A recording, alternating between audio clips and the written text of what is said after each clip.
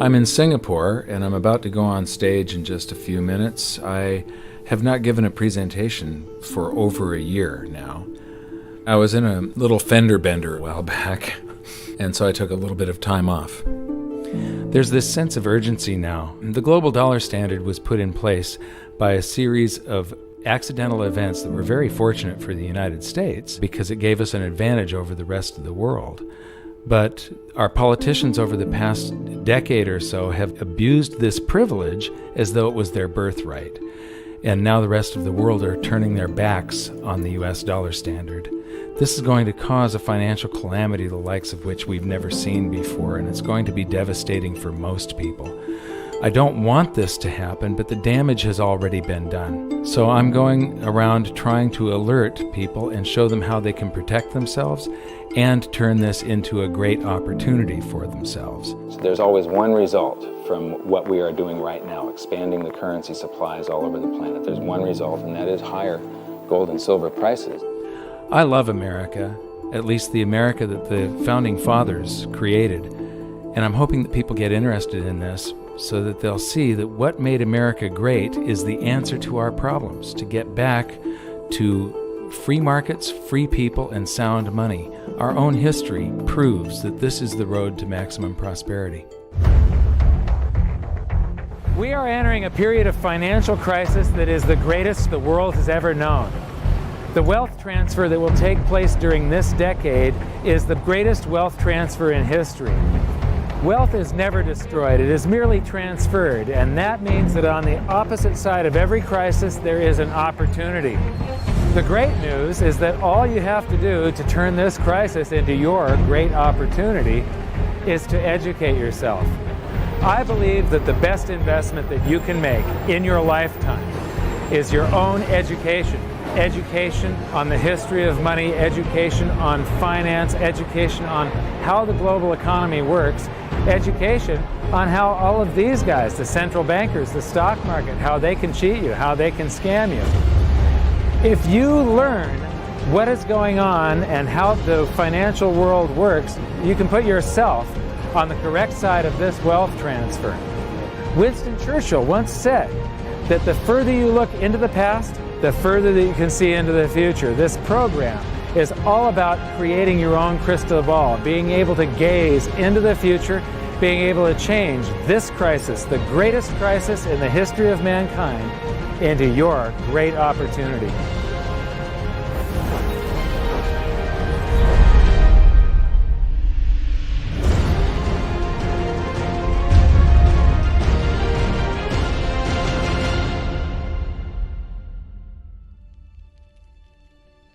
I was born in Salem, Oregon in 1956, and we moved to California when I was 4 years old in 1960.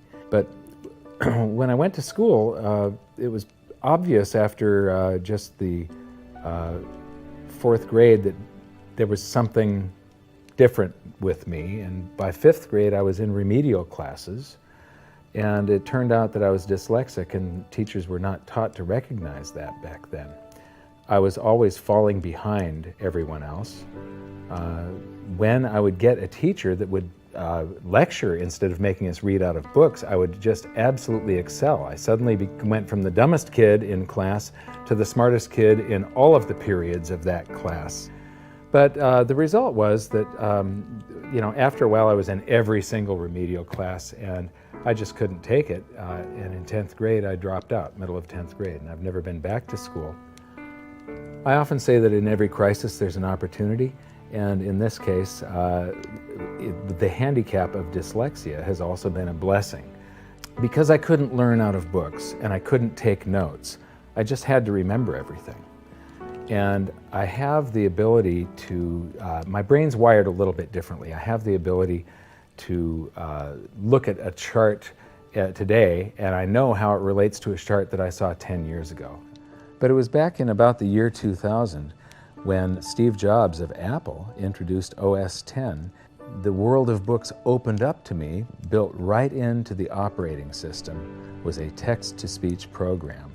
Now I could just have an assistant slice and scan my books and turn them into text and email me, and then all I have to do is highlight the text, press a button and the computer reads to me. People are turning to assets that will keep their value if prices rise. So much money has been pumped into the system that people are worried about inflation down the road, said Bruno S. Frey, professor of economics at the University in Zurich. So dyslexia is no longer a problem. But what it's also done for me is I have the ability to explain complex things to people in a simple manner for some reason. And so I sort of made it my mission to try and wake up the middle class, to let them know how the monetary system works, to let them know that there is a major economic calamity coming sometime down the road, and it's most likely within this decade that we're in right now. The US dollar is about 60% of the value of all the currency on the planet, and more than half of the dollars reside outside the United States. The reason every country has US dollars is, first of all, that's what central banks use as a reserve currency. Second of all, oil is priced in dollars. So this is the world, and what you see here is that these are the countries that are avoiding the US dollar in trade. They're doing bilateral agreements where they'll either hold each other's currency and settle that way, or they're establishing, like right now, they're talking about a BRICS bank, Brazil, Russia, India, China, and South Africa, having a bank that will do settlements between the countries directly without using the US dollar. These countries, they tried to avoid using the US dollar, like Iran tried, and we banned them from using SWIFT. How many here have made wire transfers before? So do you know what a SWIFT number is? It's a code that you plug in, and this SWIFT system is what transfers those dollars from one person's account to another person's account. Well, Iran decided that they were going to sell oil only in euros. They got banned from SWIFT. But there's countries right now coming up with a replacement for SWIFT, and it doesn't use the dollar, it's the Sukra system. And Iraq started selling oil for euros. In Libya, they were talking about creating the gold dinar and selling oil for gold. So those are the countries that are trying to use something other than the dollar. Then we've got gold competing with currency. And there's a lot of talk around here about the gold dinar, and there's people that are actually using gold in some of the countries over here. And then in Utah has recognized gold and silver as money again. It's legal tender currency in the state of Utah in the United States. And then you've got physical gold accumulation. I'll show you later that China is accumulating an immense amount of gold, but all the countries with an up arrow, that's gold accumulation. Then we have gold repatriation. Germany has been asking for their gold back, and they're getting it. Venezuela has repatriated their gold from the Bank of England. And then if we put this on a timeline, here's the nails in the coffin for the dollar standard, and you will see that there's not a lot of time left. This is my evidence that I think is proof that the death of the dollar is coming, and it's coming shortly. Nixon ended Bretton Woods, and we went on the dollar standard. Then the first nail in the coffin is Iraq sells oil in euros. The crisis of 2008, and we added 1.25 trillion to our base money in the United States. As we add to the base currency, people get worried about inflation. They start rushing toward gold and silver.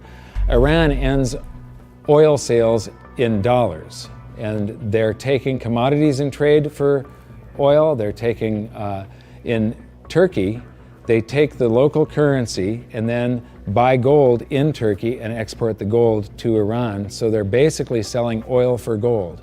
They do the same thing with India. QE2, quantitative easing, that's more currency printing in the United States.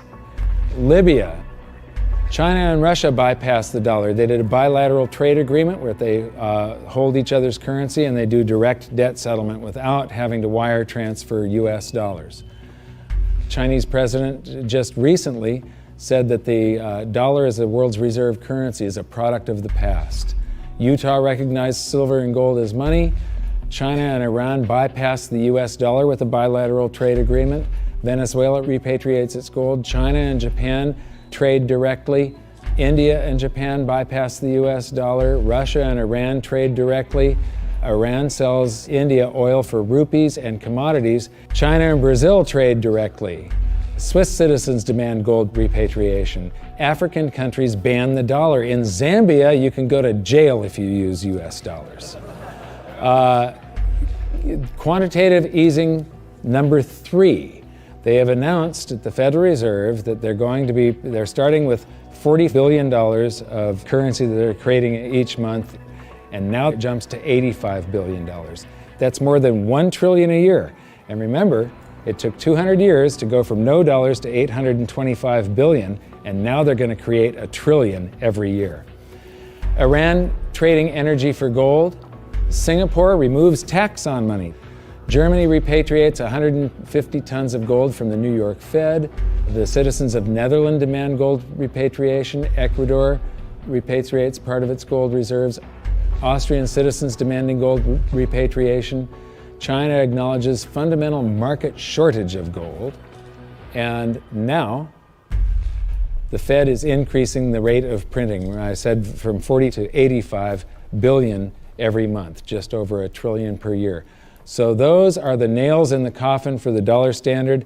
And if you noticed, they're all speeding up and they're all happening right now. You don't have a whole lot of time. And if you wait too long, then the opportunity is gone. It's going to fail. Why is the dollar sacrosanct? Why is it not going to happen to the US dollar? Well, it will. People think, oh no, it's high technology, or we have computers now, or the internet. And these are ridiculous arguments. The truth is, all fiat currencies have failed, and there's no reason why this one won't. What worries me again so much is that it's a global situation. And so it's going to cause problems on a global basis. And it's a trust breaking down. And you're already seeing the trust breaking down, as I said earlier, because you're seeing different countries exchange directly with each other's currencies, circumventing the dollar. You're seeing that in oil. You're going to see it more and more. And people are just going to opt out of the dollar. And you'll probably get to a point before the whole thing collapses entirely where the dollar is more or less used internally in the United States and externally is not used as much, because there'll be a lot of agreements made between nation states outside of the United States that will want to use each other's currency and not the dollar. This isn't going to be pretty when it happens. I am not an end-of-worlder or a doomsday guy. All you can do is play the hand that you are dealt. If we go to a new monetary system, and I think it's absolutely inevitable, there's just too much energy built up in this one that has to release. It has to come crashing down somehow. When that happens, there's an enormous wealth transfer for people that are on one side of the bet or another. And people don't realize that whether they think they are making a bet or not, they are making the bet. They are involved. This wealth transfer affects everybody, whether you want to participate or not. If you're holding paper assets and paper currencies, you have bet one direction. If you're holding gold and physical assets, you've bet the opposite direction. So these are changes in Chinese holdings. They are accumulating gold. They are getting rid of US Treasury bonds. This is gold held in China. The green line is the cumulative gold. That's on this side, this scale. So it's gone from about 700 tons to almost 6,000 tons just since the year 2000. So this is their central bank holdings. This is their mine supply. But this is, and my researcher put all of this data together. You're the first people to see this. This is the amount of gold flowing through the Hong Kong exchange that goes into China. And the past couple of years here, they have ramped up their buying. They know that the dollar standard is coming to an end, and they are protecting themselves, and you're probably going to see gold-backed renminbi someday, the yuan. So this is an interesting chart. Change in global influence. So this is the correlation to this basket of currencies. This basket of currencies, if you add them all up, they're trading up or they're trading down. And this was pre-crisis, so it's before 2008. So this is from the International Monetary Fund. It's their data. So from 2005 to 2008, This is the correlation of, if that basket of currencies was trading up, the dollar was probably doing about the same thing as what it's saying. The Chinese renminbi, a little less so. And then this is today. The US dollar is done for.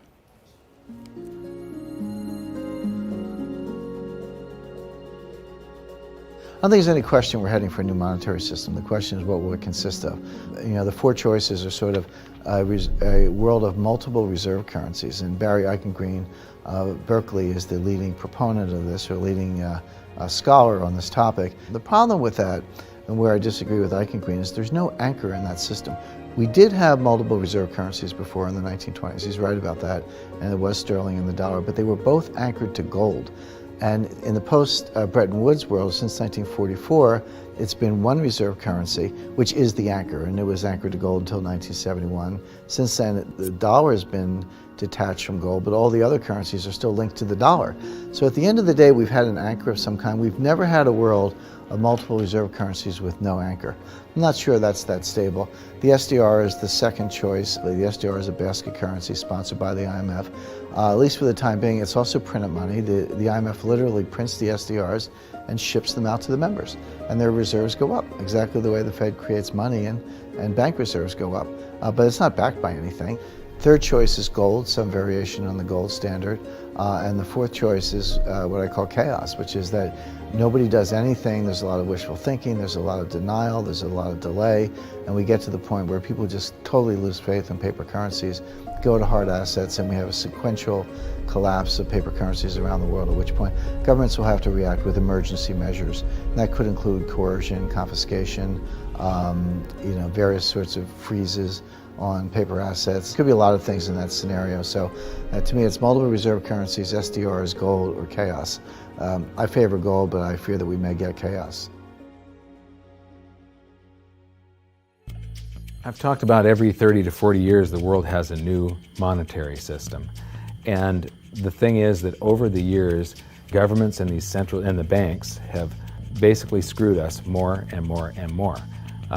And these new currency systems are always created by the same idiots that created the last one that fell apart. It's the big banks, it's the central banks, and it's governments that are creating these new systems each time. And each time, the system they come up with is a system that cheats the population more and enriches the government and the banks more. It's a system that transfers wealth at greater and greater speeds. This one is going to fall apart just like all of the others. There's a difference this time, though. There's the internet. People are connected all over the world. Information is spreading, and people are getting educated. So I'm hoping that we go back to gold. Not a gold standard. Gold standards suck. I did a video on that. With a gold standard, there's supposed to be a certain amount of gold in the vaults for each unit of currency. In other words, it's a 1-to-1 ratio is the way it started. And then they print more receipts than gold that exists. So if we have gold standards, we're going to get scammed again.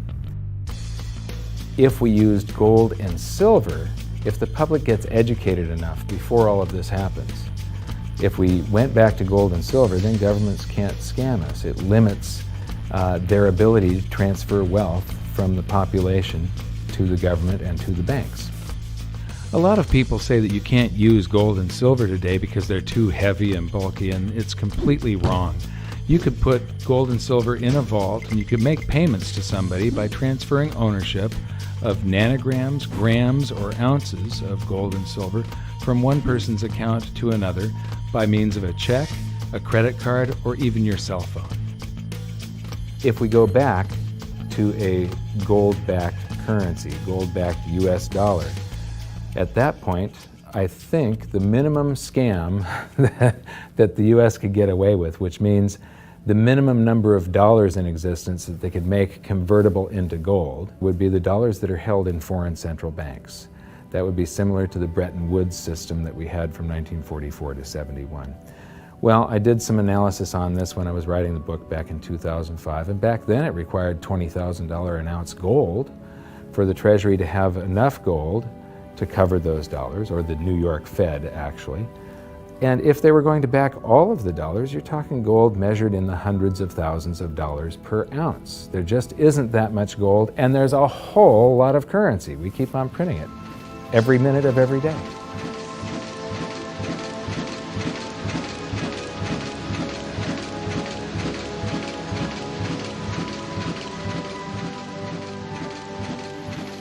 This is gold and how it accounts for a currency supply. This is our base money in the United States, which was gold back here from 1900 until the Federal Reserve. The amount of currency in circulation in gold were the same.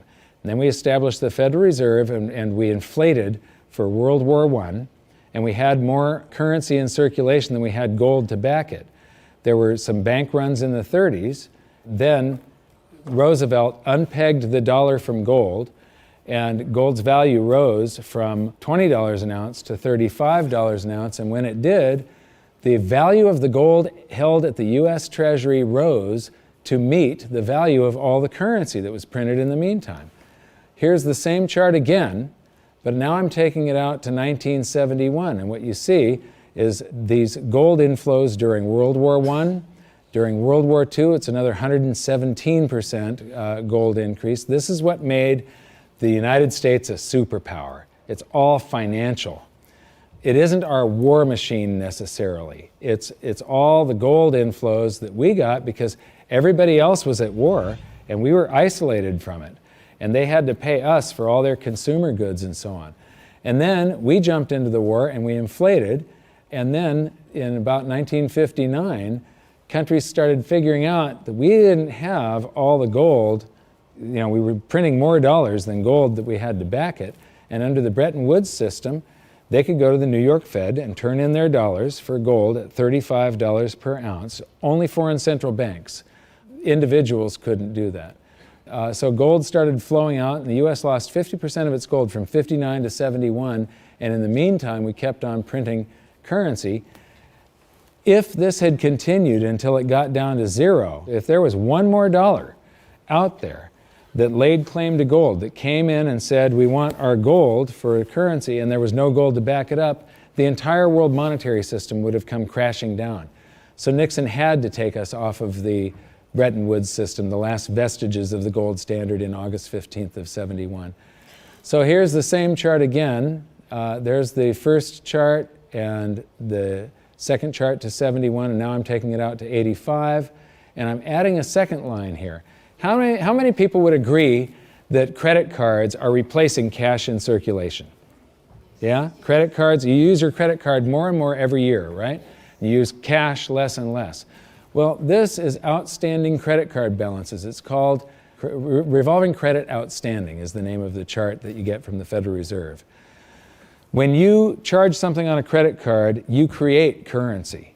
The bank didn't actually loan you anything. They invented numbers, and then they have the gall to charge you interest if you don't pay those numbers back on time. So the thing is that the merchant that you're paying, the restaurant or the grocery store, that merchant's checking account can't tell the difference between the credit dollars that you created or the cash dollars that you pay them. So to that merchant's checking account, it all looks the same. And those dollars that you created stay in circulation until somebody saves them up and pays down credit card debt. So unpaid credit card balances I include as part of the cash in circulation. And in 1971, Nixon took us off the gold standard, and gold became a freely traded separate commodity/money, and it did an accounting of the currency supply. There was quite a while here where we could have gone back on the gold standard. The value of the gold at the Treasury exceeded all the dollars printed from George Washington to Jimmy Carter. And for a week or so, a couple of weeks, it exceeded base money plus outstanding revolving credit. So here's the same chart again. That was to 1985, and now I'm going to take it out to today. And so there's that 1980 peak where it shot past base money and base money plus outstanding revolving credit. And then we get to the crisis of 08. And Ben Bernanke, oh, by the way, instead of billions, we're now measuring in trillions. So we started in millions, and then it went to billions, and now it's trillions. So we did the bailouts and all the quantitative easings, and that's what the currency supply looks like today. And then they announced quantitative easing 3, which is that 85 billion a month that they're creating, and they think they're going to have to do it until about 2015. So here's the projection for gold covering the currency supply today would be $13,400 per ounce gold, for history to repeat and for gold to do the same thing that it did in 1934 and in 1980. And believe me, it shocked people in the 1970s. When gold was $35 an ounce and Nixon took us off the Bretton Woods system, all the economists were predicting that gold was going to go down because now there was going to be no more monetary demand for it. Anybody that said gold was going to go to $100 was considered an absolute lunatic, and it went to $850. It rose 24 times its price. Well, when I wrote my book, we were right here with base money. So base money plus outstanding revolving credit. It took about $6,000 an ounce for history to repeat. Today it takes $13,400, and if you include the same overshoot, remember in 1980 it didn't just cover base money, but it shot past it. $24,000 an ounce gold is what it would require to meet that. Except the Fed has announced that they're going to keep on printing currency until there's lower unemployment and the economy gets back on track. And they think till 2015. So the projected price, according to the Fed and history repeating, if the Fed does this and then history repeats and gold, the public gets afraid of what the Federal Reserve is doing, and they rush toward gold and silver to protect their purchasing power, gold would have to rise from there to way up here, and that is $26,000 per ounce gold to cover. If it does the same overshoot, we're talking about $47,000 an ounce gold. Now, I don't even like to measure gold in dollars. If you measure it in a price doesn't mean anything. It's the value. How much can you buy with the proceeds? If we have deflation and some of this currency evaporates, because it's all just numbers that they type into a computer these days, if we have deflation, maybe gold peaks at $3,000 an ounce and the currency supply collapses to way down here somewhere, and the Dow is at 1,500. That means gold will still be double the Dow. You're still going to get 14 times more paper assets one day than you can buy today with them, and it's probably only a couple of years left that this is going to take, as you saw by how the nails in the coffin of the dollar standard, how they're speeding up. If we have big inflation and the Dow goes to 30,000, maybe gold will be 60,000 an ounce. And if we have hyperinflation, the Dow would be 30 trillion and gold would be 60 trillion. It doesn't matter. In any case, gold would buy you 14 times more paper assets than it does today. So these are the global assets. Here's the bond market. Here's the stock market. This is the value of real estate on the planet.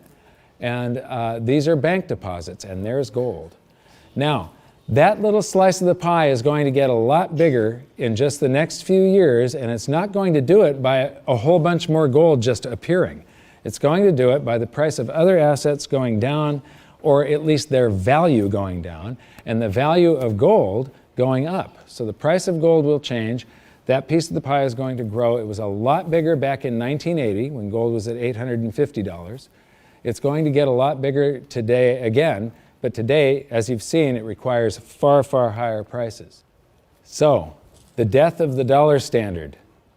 How many people here believe that I'm sort of predicting what's going on in the future here? You can see that there's a new world monetary system coming. It happens every 30 to 40 years, except this time, instead of a baby step off of gold, we've got to go from nothing back to something. It's going to be a worldwide convulsion, the scale of which has never been seen before.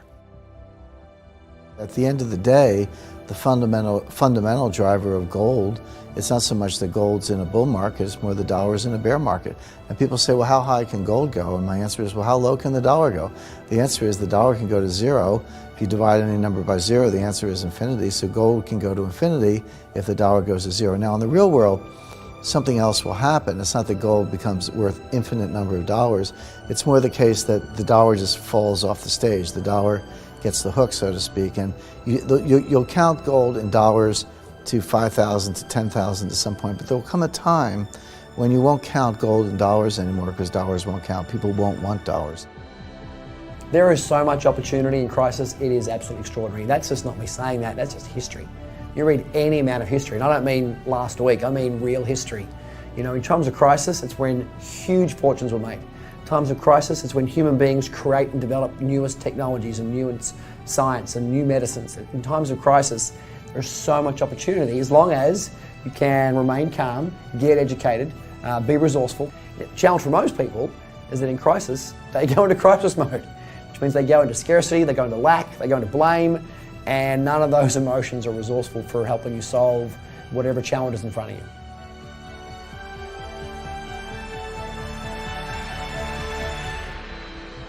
I believe that this is probably the greatest opportunity of anyone's lifetime. There has never been a situation where everything came together just like this. This is the first time in history where all the world's currencies are just fiat currencies backed by nothing. And if what I think is going to happen happens, this is the greatest wealth transfer in history. It's the greatest opportunity, and it'll never happen in our lifetimes again. So now we've learned the following hidden secrets of money. There is a global loss of confidence in the US dollar that is accelerating rapidly. The change to a new monetary system is inevitable and will most likely be chaotic. Gold standards do not work over long periods of time, but gold itself does. The public contributes to the massive amounts of currency creation by using credit cards and signing loans. Gold has already accounted for the expansion of US dollars twice in the last century and may likely do so again. 更多相关内容，欢迎关注陆可